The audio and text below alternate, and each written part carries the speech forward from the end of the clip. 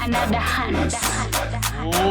Live from New York, it's Get Off My Lawn with Gavin McInnes. Wake up with you on my mind. Celebrating this kind of time. So I leave my work out like Shakira. I so white, call me a mulera. Jagara kura be kot nera. Just wanna put you in my cabera. So I check my pockets for some senting. Wagaran yung kukuri rente. Chop, chop, chop it up. Chop, chop, chop it up. Chop, chop, chop it up. Chop, chop, chop, chop, chop, chop it up. Kinda, N-O-Y, mere. Kinda, be a bad belly. Kinda, tell me if you feel it.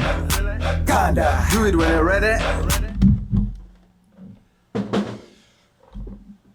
Was Zohran Mamdani and his international hit Chap Chap, wherein him and another African-American gentleman named Hab sing about some stupid third world food, and Mamdani puts on a funny accent. His mother was a Bollywood producer. She makes films, so she would make him videos. For his various songs, he liked food songs, international food. He dressed up in a silly costume, even though he's from the Bronx. He left Uganda at a very young age, I think 4. He spent a couple years in South Africa and came to the Bronx for all his formative years. He has no accent normally. But when he does these videos, he becomes a batita putti. What are you doing, buddy? Oh, my gosh. And what do rich kids do? They have rap careers. Rich kids hate that they have no grit, no experience, no life, no toughness, no street smarts. So what do? They become rappers. And we saw this with the Palestinian News Network, son of a Christian from Bethlehem, Palestine. He goes around harassing his fellow rich people with a bodyguard next to him. And he also had a rap career. That seems to be the pattern. Modern rich kids, they start out with a rap career. It never goes anywhere because they suck. And also, rap has a thing where you have to have a high chance of being murdered in order to be successful. So the new producers will say, what street are you from in the South Bronx? And if it's Fordham, something that sounds dangerous, Jerome Avenue, they go, you know what? You're in. You're probably going to die. And that's going to be great for sales. Hi, this is Anthony Cumia. Hello, I'm Gavin McInnes. And together we're Compound Censored. And we would like you to subscribe with this deal using this promo code right below me right now. Do it, because it's very entertaining. But a rich kid, yeah. So Palestinian News Network guy failed. Now he just harasses Richies. And young Cardamom, even has mom in his name. Young Cardamom, he failed, so now he's going to take over the largest city in America. Here's another international food jam he did. His mommy has a good budget and some great connections in the film industry, so the videos are often much better than the song. Bring the flavor to the fish, bring the flavor to the rice. Who's the number one spice? Who's the number one spice? Bring the flavor Salt? to the fish, bring the flavor to the rice. Who's the number one spice? Paprika? Is myrrh a spice? Who's the number one spice? You know what this reminds me of? And no one's ever talked about it but me. Oh, salt is the number one spice. It's a salt anthem. It's a love letter to salt. I'm telling you twice, says Mamdani.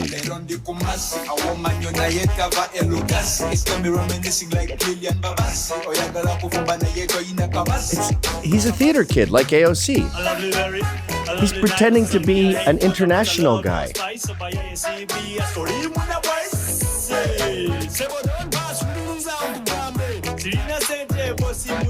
Oh gosh. Boys, I don't have no money. Yes, you do. You have millions of dollars.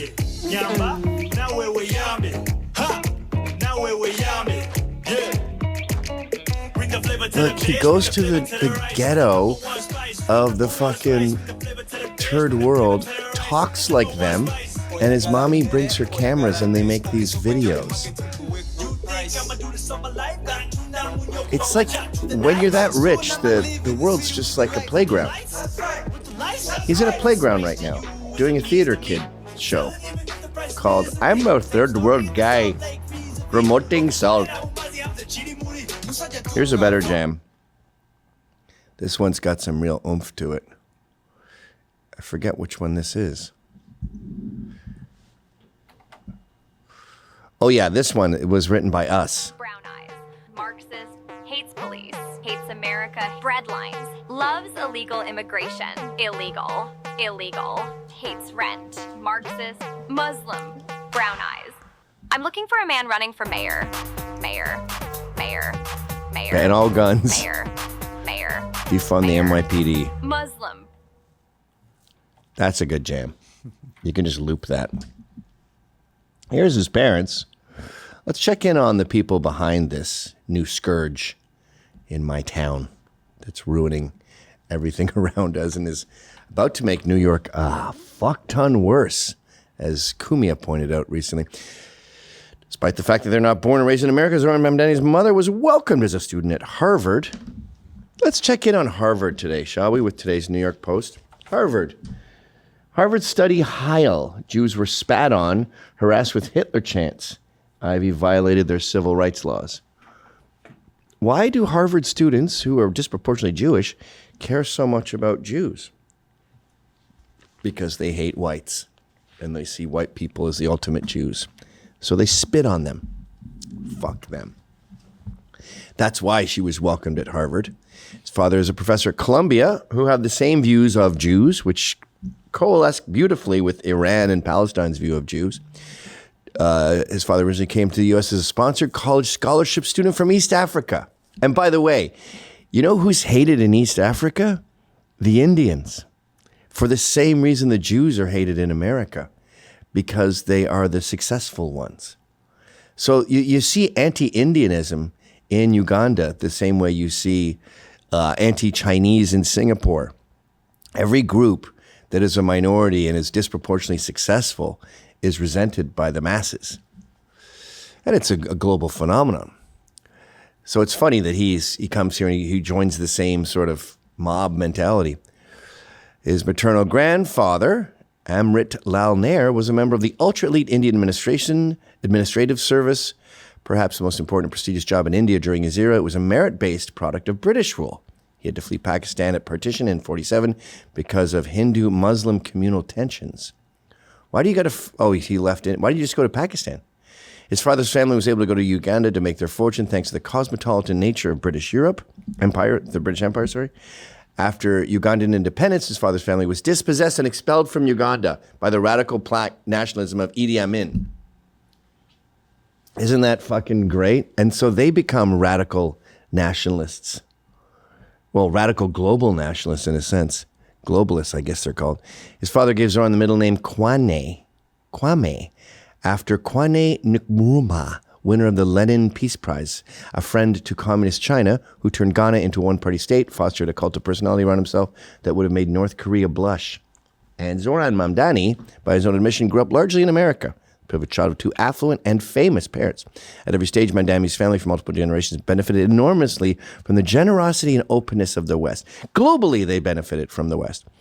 And at every stage, his family has spit on that generosity, allying itself with third world socialist and communist movements, even though those movements were directly responsible for the oppression of their very own family. Speaking intellectually, Mamdani's warmed over socialist communist third worldism is totally uninteresting. Speaking psychologically, his family's deep-seated hatred for their benefactors and love of their oppressors would make a fascinating study. Well, I would argue that this is a form of assimilation. You know, you go to Columbia, you go to Harvard, you want to fit in. You want to be part of the group. Hey guys, what do we do here? We hate white people, we hate the rich, we hate Jews. I'm in. Who do we love? The turd world. Okay. Well, they just kicked me out for being too successful, but okay. I love them. I'll teach my son to love them. We'll go back. We'll visit. We'll bring like $300,000 in film equipment, and then we'll do songs about salt and chap chap. Or I'll do a song about my mommy's mommy. If you're paying my bills, I know your favorite thing is your mom, so I'm going to do an ode to grandma. Go ahead, make a rap for your nanny. Make your rap for your nanny. Gone through, give a dab to your nanny. If you really feeling good, spin a track for your nanny. Go ahead, make a rap for your nanny. Get the guap, spin a rack on your nanny. His accent's a little less strong in this one. To your nanny, if you really feeling good, spin a track for your nanny.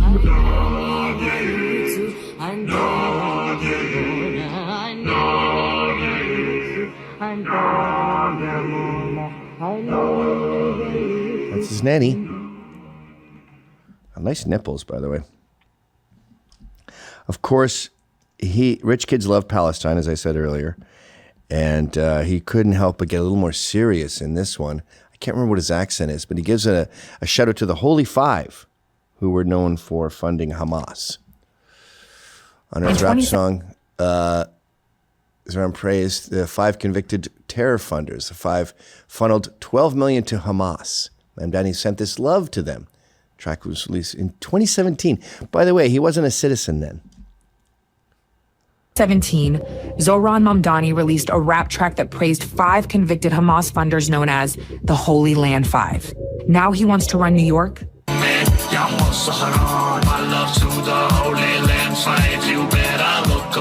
Mamdani says, look him up. So we did. These 5 men were convicted of funneling over $12 million to Hamas, a U.S. designated terrorist organization responsible for the murder, rape, and kidnapping of civilians, including Americans. Mamdani sent his love to convicted Hamas funders. Let that sink in. Mamdani says, no wall will make it fall. That's an open door for criminals and chaos. In 2017. But it's his driving force. When someone says their driving force is the liberation of Palestine, I would just like you to know they mean my driving force is I hate white people. That's why they never mention any other Middle Eastern country. Let's check him out as he says that it really drives him. So like some of you, my journey in organizing and my journey in politics began with Palestine. It was and continues to be something that I deeply care about. I came to this country when I was 7 years old. Stop. And I don't think that's true. I thought he was 5. Anyway, go ahead. As soon as I got to any kind of level of political consciousness, the contradiction around Palestine struck me.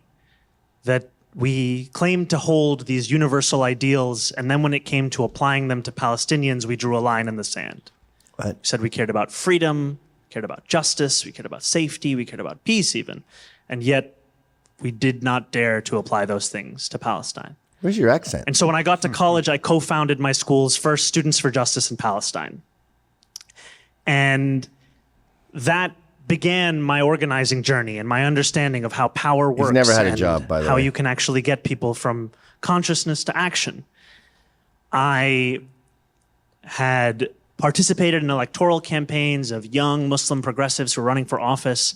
And eventually I heard of a Palestinian Lutheran minister, which is a set of words that makes a racist's mind explode. Yeah, why hate that?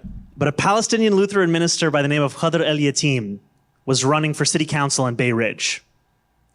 And I remember reading that article and I decided that this had to become my life. I had to do everything I could to get on this campaign. Okay. So Palestine is your driving force. But you also hate billionaires. They shouldn't exist. I don't think people get math when they say they shouldn't exist. Like the NBA. Today, by the way, is July 1st. Not only is it Canada Day, but it's Bobby Bonilla Day, 32A. Now, Bobby Bonilla came up with a very cunning way to pay out his $5.2 million contract, and it ends up being $1 million a year for 25 years. Pretty good. Pretty good plan. what you did was negotiate something fair and square and legal. You are, if you're in the MLB, you're in the Mets twice, by the way, you're a very elite athlete, and that brings untold joy. The Mets are not bringing anyone joy this year, but professional sports brings untold joy and fun distractions to millions of Americans. So yeah, you get a lot of money. I don't want this guy not to get the money. I don't want it to go to the poor. It goes to caddies mostly. Go ahead. July 1st, 2025 is that special day of the year. Baseball fans know it as Bobby Bonilla Day. 1.2 million deposited every year for 25 years. I wonder what he's doing today. Golf. Bobby Bo Day. It's a beautiful day. He calls himself Bobby Bo. I'm Gavin Mick. Bobby Bonilla, Sean back in Go. the late 80s and early 90s, he was one of the most electric players in the game. A great talent, both average and for power, and most notably from both sides of the plate. Most people today know Bobby Bonilla only because of this contract and its enduring legacy. This was a very unique deal at the time. Me and my agent came up with a plan. I think a lot of people are blown away by the deal.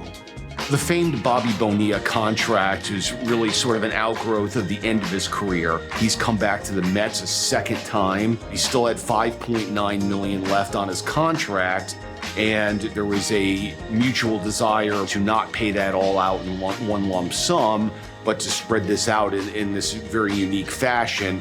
So the deal included $5.9 million that he was owed, but there was a 10-year pause on the payout at 8% annual compounded interest, then paid out over 25 years, something like a fixed annuity, and that compounded interest Anyway, you get paid the out idea. over that He deserves it. quarter-century. Congratulations, Bobby Bo. And congratulations, Canada, for also having your birthday today. 3 days before America's. But what if you cure cancer? Do you deserve $1 billion? Look at Jeff Bezos. How fucking convenient is Amazon, especially here in the competence crisis, where you go to Home Depot, and if you're in, say, New Rochelle or Mount Vernon or anywhere in a impoverished neighborhood, they have no fucking clue where anything is or how to help you in any way. You're on your own. If you go to Home Depot in New Rochelle, which is just above us here in the Bronx, you get the app. And you ask the app questions because no one there knows what a hammer is. It's retard central. We've seen that viral video where they go, the guy's going, he goes to Home Depot to look for a left-handed hammer, a hammer for left-handed people. And everyone's just like, what? They don't know what he's talking about because they're fucking morons. They don't get the joke. So, yeah, Jeff Bezos deserves his money. So does Bobby Bo. Does your mom deserve her money? I've never seen any of her movies, but her videos suck.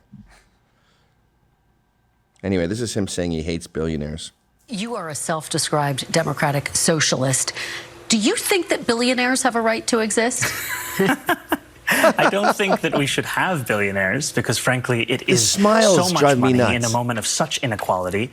And ultimately, what we need more of is equality across our city and across our state and across our country. And I look forward to work with everyone, including billionaires, to make a city that is fairer for all of them. I don't hate them. I just don't think they should exist. It's like Israelis. Yeah. From the river to the sea. Trump called him a communist yesterday. But he says he's not a communist, he's a socialist. The fuck does that even mean? There's no difference, okay? Socialism is just communists being too scared to say they're communists. Go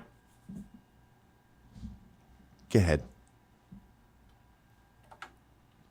What the purpose is about this entire project, it's not simply to raise class consciousness, but to win socialism. And obviously raising class consciousness is a critical part of that. But making sure that we have candidates that both understand that and are willing to put that forward at every which moment that they have, at every which opportunity that they're given. Every which moment? We have to continue to elect more socialists. And we have to ensure that we are unapologetic about our socialism. There are also other issues that we firmly believe in, whether it's BDS, right, or whether it is the end goal of ceasing the means of production, where Stop. we do not. Did you catch that? He said it really fast. So BDS is boycotting everything Israeli. I guess you're not allowed to have hummus at your school. That's fine, whatever. And then the other one is seizing the means of production.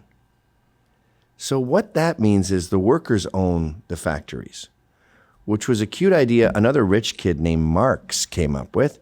And it sounds kind of cool on paper, like the way everyone in Green Bay, in Madison, owns the Green Bay Packers. But it doesn't work in real life, you fucking loser. Seizing the means of production. You know who else was a trained Marxist? BLM. What did they do when they got money? They bought mansions and built themselves a runway. This is what Marxists do when they seize the means of production. They spend it on themselves. Go ahead. Have the same level of support at this very moment. Is he out of What I want space? to say is that it is critical that in the way that we organize, in the way that we set up our work and our priorities, that we do not leave any one issue for the other, that we do not meet a moment and only look at what people are ready for, but that we are doing both of these things in tandem. Because it is critical for us to both meet people where they're at and to also organize for what is correct and for what is right, and to ensure that over time we can bring rhetoric. people to that issue. The ramifications of victory here is the difference between life and death for so many of our brothers, sisters, and family beyond the binary across this borough of Queens. It's the difference between having cash bail anymore or not. It's the difference between having sex work be decriminalized and not. And with every battle that we fight as socialists, Sex work being decriminalized? we need to remember what the stakes are and ground ourselves in them and why those stakes Did are you just important fart? and critical to us as Go back a individuals. bit. We need to remember what the stakes are and ground Stop. ourselves. Turn it up. I think it sounds like a chair or something. What the stakes are? We fight as socialists. Go back. We need to remember what the stakes. No, you. And with every battle that we fight as socialists, we need to remember what the stakes are and ground ourselves in them and think that why was a two. those stakes That might are have been a important fart, and yeah. critical to us as individuals. Yeah, that shows that he genuinely cares. Because if you talk about what the stakes are and you really believe in what you're saying, your stomach muscles will tense. And that forces air out of your rectum. We have to remember what the stakes are. We have to be very clear about our socialism. I'm not a communist, I'm a socialist. Rich kids hate being rich. They resent their own lack of grit. I would argue middle-class kids feel the same way. Like, I feel that way. I don't want to eradicate billionaires, but my dad has been in like 100 fights. His nose looks like this. I've been in a lot of sparring fights, but I haven't been in very many street fights, maybe 7. And that's maybe a 10th of what he's been in. And that's an insecurity of mine. I'll concede that. I'm not going to fucking start a fake rap career to make up for it. By the way, did you like my new suit? Yeah. It's from Nito Fashions, a competitor to Nita Fashions. No, it's Nita Fashions. I don't think I'm going to do the meet and greets. I'm feeling a little burnt out as far as like distributing Gavness everywhere. Fucking the gym today, I don't think I can do it when it's over 85. It's so humid lately. Big John was in there sparring some 30-year-old. Holy crap. What? I don't get it. He's a fat guy. But he'll be in there. His thing is like, I paid for an hour of parking. I'm going to be here for an hour. So he's in there sparring away, fighting young men. And you got the headgear on. It's so hot, the headgear. It gives you a panic attack. I was in an air-conditioned room in the back just lifting weights and stuff, and even that was hell. So, anyway, what's this? Their own lack of grit? Yeah. This is a good summary of it. What you have to realize about the communist class in America is that they are all bored, privileged theater kids with nothing better to do than destroy Western civilization. None of them actually grew up hard knocks. And they're playing a character. Sandy Cortez becomes Alexandria Ocasio-Cortez, and she's playing a Bronx girl. That's a character. That's a theater role. This guy, he's playing a lot of different roles actually, but he starts out as an international food rapper. And then now he's this Marxist revolutionary. Oh, that might be today's title. This is a funny one. So, free groceries for certain stores. Where are you getting the money from? Well, we already allot $140 million to grocery stores, so I'll just take that and make it a government-run grocery store. A, I don't think we do. And B, what if you owned a grocery store next door to this? And now you got to compete with free food? Mamdani has a plan for paying for his city-owned grocery stores. He's planning to tap into a $140 million pile of subsidies for corporate grocery stores. But that pile of money doesn't exist. He just misread a government website. So if you go down to the link, here are the hard numbers. All in all, the city has given up about $30 million in tax revenue through this program. So the program is these food deserts where it's black people's fault and they'll only order, Popeyes or KFC or something and Taco Bell and buy shoes. That's the only thing they buy. So Harlem is just Foot Locker, Taco Bell, Dunkin' Donuts. That's it. All the jerk chicken places are gone. And by the way, I keep repeating this, but one of the reasons you see them losing their shit at these places is because they wait like 24 hours to eat and then they pig out till they almost die and then they go back home. So when their food is late, it's because they haven't eaten like all day. They're fucking starving because they were too lazy to have like a snack. So there's no grocery stores in these neighborhoods. That somehow is my fault. So the New York government, the municipality, started spending money to bring grocery stores to these areas. But it's not $140 million. In the last, the group is called Fresh, the program. In the last 6 years since Fresh got into full swing, the program has reduced revenue by about $20 million total, according to the city's estimates. That is, it costs an average of $3.3 million per year. So this program would take 42 years to cost the city of $140 million. That Mamdani says the city is set to spend on it. So why does Mamdani use the $140 million number? He misread the city's webpage. This is who young people think is going to revolutionize New York City and the world. This is a global problem. Islam is encroaching upon our culture. I have footage of fucking Minnesota where it's hijabs everywhere. The Pride Parade is full of hijabs. This is not just about New York City. This is about Sadiq Khan in London and what Muslims have done to Britain. They're only 1 or 2% now, but when they get to 10, everything changes. The city's Economic Development Corporation estimates that grocery stores have invested $140 million of their own money thanks to the Fresh program. Mamdani is counting the $140 million in private spending as government spending. So grocery stores like these benefits, and so they invest in areas where you get these benefits. They invest their own money to the tune of $140, and he goes, I want some of that. No, that's not you, buddy. He thinks that's just a profit the government has, money they have sitting around. Anyway, here's a funny video of a Cuban going to Costco. So this is what socialists do when they see our normal, privately run, capitalist grocery stores. They shit their fucking pants because they've never seen this much food. Cierra los ojos. Cierra los ojos. He's giggling.